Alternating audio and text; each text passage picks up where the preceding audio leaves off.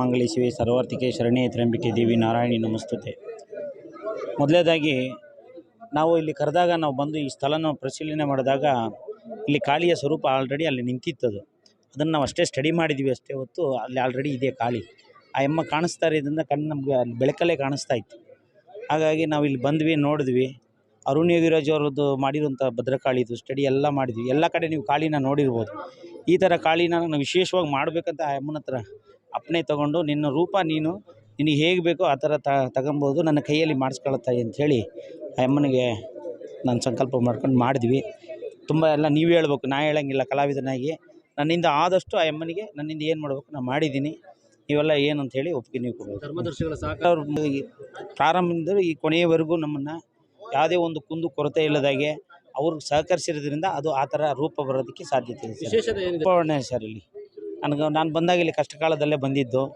ಆ ಅಮ್ಮನಲ್ಲಿ ಪಾದ ಮುಟ್ಟಿ ಇಲ್ಲಿ ಬಂದು ಮುಟ್ಟಿದಾಗ ಈಗ ನನಗೆ ಏನೇನು ಬೇಕೋ ಎಲ್ಲ ಅನುಕೂಲಗಳು ಸರಿಯಾಗಿ ನನಗೆ ನಿರ್ವಹಿಸಿದೆ ಸರ್. ನನಗೆ ಕೆಲಸ ಕಾರ್ಯಗಳು ಇನ್ನೂ ಚೆನ್ನಾಗಿ ನಡೀತಿದೆ. ಈ ಅಮ್ಮ ಮಾಡಿದ್ರಿಂದ ಇನ್ನೂ ದೊಡ್ಡ ದೊಡ್ಡ ಕೆಲಸಗಳು ಈಗ ಪ್ರಾರಂಭ ಆಗ್ತಿದೆ.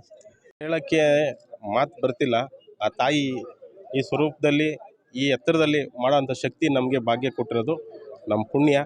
ಈ ಸೇವೆ ಸದಾ ಕಾಲ ನಾವು ಮಾಡ್ಕೊಂಬರ್ತಾ ಇದ್ದೀವಿ. ಇನ್ನು ಮುಂದೇನು ನಮ್ಮ ಉದ್ದೇಶ ಇಲ್ಲಿ ಬಂದಂಥ ಭಕ್ತಾದಿಗಳಿಗೆ ಅನ್ನದಾನ ಮಾಡಬೇಕು. ಬಂದು ಭಕ್ತಾದಿಗಳೆಲ್ಲ ಒಳ್ಳೆಯದಾಗಬೇಕು, ಅವ್ರ ಕಷ್ಟ ಕಾರ್ಪಣ್ಯ ನಿವಾರಣೆ ಆಗಬೇಕು. ಆ ಉದ್ದೇಶದಿಂದ ಲೋಕ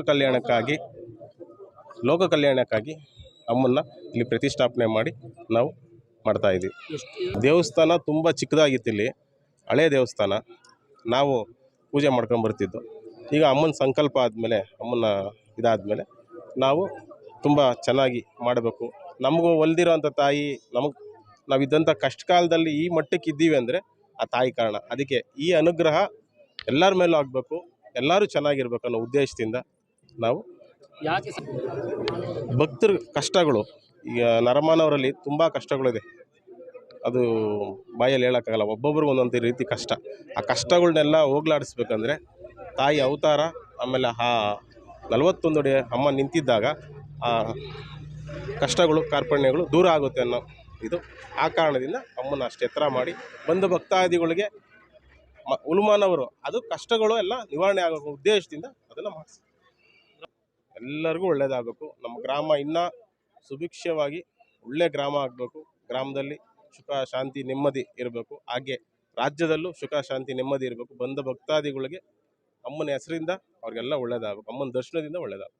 ಉದ್ಘಾಟನೆಗೆ SR ವಿಶ್ವನಾಥ್ ನಮ್ಮ ಸ್ಥಳೀಯ ಶಾಸಕರು ಬಂದು, ಜನಪ್ರಿಯ ಶಾಸಕರು, ಹಾಗೂ ಗೊರವನಹಳ್ಳಿ ಲಕ್ಷ್ಮೀ ಮೇಡಮ್, ಕಮಲಮ್ಮನವರ ಮೊಮ್ಮಗಳು ಆ ಮೇಡಮ್ ಅವರು ಬಂದಿದ್ದರು. ಹಾಗೂ ಸ್ಥಳೀಯವಾಗಿ ಜಿಲ್ಲಾ ಪಂಚಾಯತಿ ಸದಸ್ಯರುಗಳು, ನನ್ನ ಹಿತೈಷಿಗಳು, ತುಂಬ ಜನ, ಆಮೇಲೆ ಭಕ್ತಾದಿಗಳು ನೋಡ್ತಿದ್ದೀರ ಭಕ್ತಾದಿ ಸಮೂಹ ಎಷ್ಟಿದೆ ಅಂತ. ಸಾವಿರಾರು ಜನ ಬಂದು ಅಮ್ಮನವರ ದರ್ಶನ ಪಡೆದಿದ್ದಾರೆ. ಅದೇ ನಮ್ಮ ಭಾಗ್ಯ. ಆ ತಾಯಿ ಆಶೀರ್ವಾದ ಎಲ್ಲರ ಮೇಲೂ ಇರಲಿ. Thank you sir. ನಮಃ. ಹರಿ ಓಂ. ಜಯಂತಿ ಮಂಗಳಾಕಾಳಿ ಭದ್ರಕಾಳಿ ಕಪಾಲಿನಿ ದುರ್ಗಾ ಕ್ಷಮಾ ಶಿವಾದಾತ್ರಿ ಸ್ವಾಹ ಸದಾ ನಮೋಸ್ತುತೆ. ಕಮ್ಮಸಂದ್ರ ಗ್ರಾಮದ ನರಸಿಂಹರಾಜಪುರ ಈ ಒಂದು ಸುಕ್ಷೇತ್ರದಲ್ಲಿ ಇವತ್ತಿನ ದಿವಸ ಬೃಹತ್ತಾದ 41 ಅಡಿ ಎತ್ತರದ ಶ್ರೀ ದಕ್ಷಿಣ ಕಾಳಿಕಾ ದೇವಿಯ ಬೃಹತ್ ಬಿಂಬ ಪ್ರತಿಷ್ಠಾಪನಾ ಪೂಜಾ ಕಾರ್ಯಕ್ರಮವು ನಿರ್ವಿಘ್ನವಾಗಿ ನೆರವೇರಿದ್ದು ಭಕ್ತರ ದರ್ಶನಕ್ಕೆ ಸಿದ್ಧವಾಗಿದೆ. ಈ ಒಂದು ಕ್ಷೇತ್ರದಲ್ಲಿ ನಾವು ಈಗ ಒಂದು 3 ವರ್ಷದಿಂದಲೂ ಸಹ ಪೂಜಾ ಕಾರ್ಯಕ್ರಮಕ್ಕೆ ಬರ್ತಾ ಇದ್ವಿ. ಚಿಕ್ಕದಾಗಿ ಒಂದು ದೇವಸ್ಥಾನ ಆಲಯ ಇತ್ತು. ಇಲ್ಲಿ ಕಾಳಿಕಾದೇವಿಯ ಒಂದು ಚಿಕ್ಕದಾದಂತಹ ಒಂದು ಆಲಯ ಇತ್ತು. ಆಗಿನಿಂದಲೂ ಸಹ ನಾವು ಪೂಜಾ ಕಾರ್ಯಕ್ರಮಗಳನ್ನು ನಡೆಸ್ಕೊಂಡು ಬರ್ತಾ ಇದ್ದೇವೆ. ದಿನೇ ಜನಾಕರ್ಷಣೆಯಾಗ್ತಾ ಇದೆ.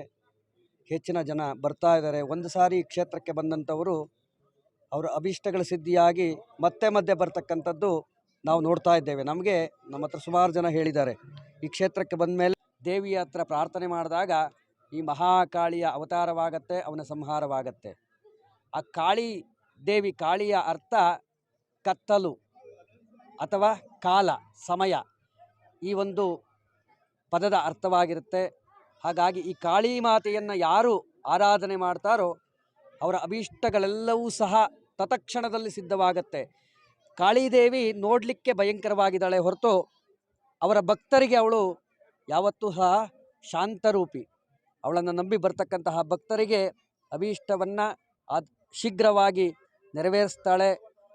ಇಲ್ಲಿನ ಭಕ್ತರು ಯಥೇಚ್ಛವಾಗಿ ಬಂದು ದೇವಿಯ ದರ್ಶನವನ್ನು ಮಾಡಿ ಆ ದೇವಿಯ ಅನುಗ್ರಹಕ್ಕೆ ತಾವೆಲ್ಲರೂ ಸಹ ಪಾತ್ರರಾಗಬೇಕಾಗಿ ತಮ್ಮಲ್ಲಿ ಕೇಳ್ಕೊಳ್ತಾ ಪ್ರತಿಷ್ಠಾಪನಾ ಕಾರ್ಯಕ್ರಮ ಬಹಳ ಅದ್ಧೂರಿಯಾಗಿ ಚೆನ್ನಾಗಿ ನೆರವೇರಿದೆ. ಎಲ್ಲ ಭಕ್ತರು ಸಹ ಬಂದು ತನು ಮನ ಧನವನ್ನು ಅರ್ಪಿಸಿ ಈ ಸೇವೆಯಲ್ಲಿ ಪಾಲ್ಗೊಂಡಿದ್ದಾರೆ. ಈ ಕೈಂಕರ್ಯದಲ್ಲಿ ಪಾಲ್ಗೊಂಡಂತಹ ಎಲ್ಲ ಭಕ್ತಾದಿಗಳಿಗೂ ಸಹ ಆ ದೇವಿಯ ಅನುಗ್ರಹವಾಗಲಿ ಅಂತ ಕೇಳ್ಕೊಳ್ತಾ